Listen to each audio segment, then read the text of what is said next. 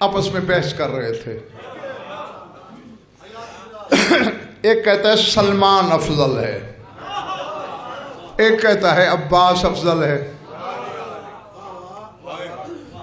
اپنی اپنی دلیل ہے، دونوں اپنی بات پہ اڑے ہوئے ہیں. میرا خیال ہے یہ پھر کسی مجلس میں بتا دوں گا.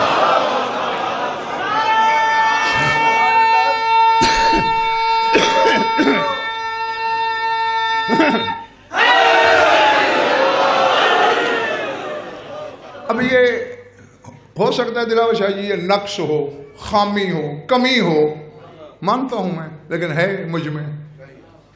میں کسی سامع کے ماتھے کا بل برداشت نہیں کر سکتا، اور ویسے بھی گاہک کی منت وہ دکاندار کرتا ہے جو کھوٹا بیچے. کھرا بیچنے والا مرضی سے بیچتا ہے، نخرے سے بیچتا ہے. یہ نخرے سی ڈی رٹنے والوں کو دکھایا کرو. غضنفر سیڈیاں نہیں رٹا کرتا. میں ہر پڑھنے والے پر انگلی رکھ سکتا ہوں تو مجھے پڑھتا ہے. علی کی جوتی کے صدقے مجھے کوئی نہیں کہہ سکتا کہ تو نے ایک لفظ میرا پڑھا ہے. غضنفر شاہ نجف کا دیا پڑھتا ہے. ہاں اس لیے مجھ سے بل اور نخرے برداشت نہیں ہوتے. ہاں بس گیا میں. ایک کہتا ہے عباس افضل، ایک کہتا ہے وراثت سلمان افضل. فیصلہ نہیں ہوا، دونوں اپنی اپنی جگہ اڑے ہوئے گھروں کو چلے گئے. وہ جو کہتا تھا سلمان افضل ہے وہ رات کو سویا، عالم خواب میں دیکھا ایک نور کی چادر اوڑھے ہوئے بی بی ہے.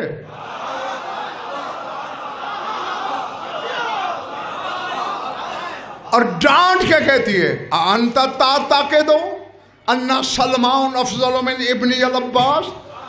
تیرا عقیدہ ہے کہ سلمان میرے بیٹے عباس سے افضل ہے؟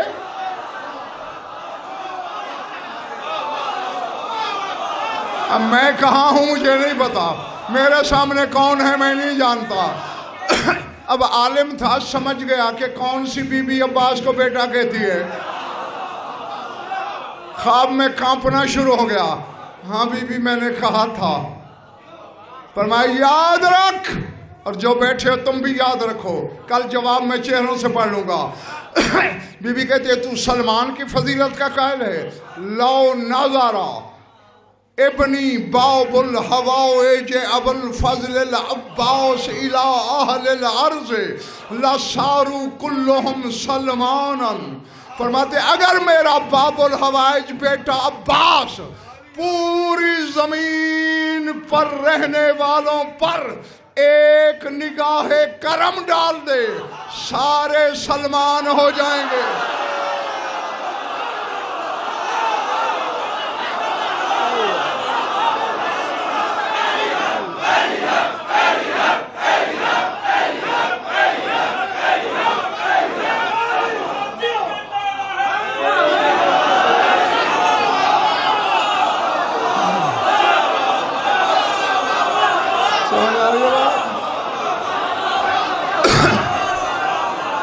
سمجھ آ رہی ہے؟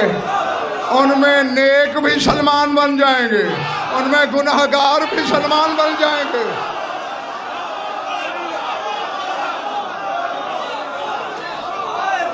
جیسا عباس کی نظر گناہوں میں ڈوبے ہوئے بشر کو سلمان کر دے، تو جھک کے گداگر تو بن.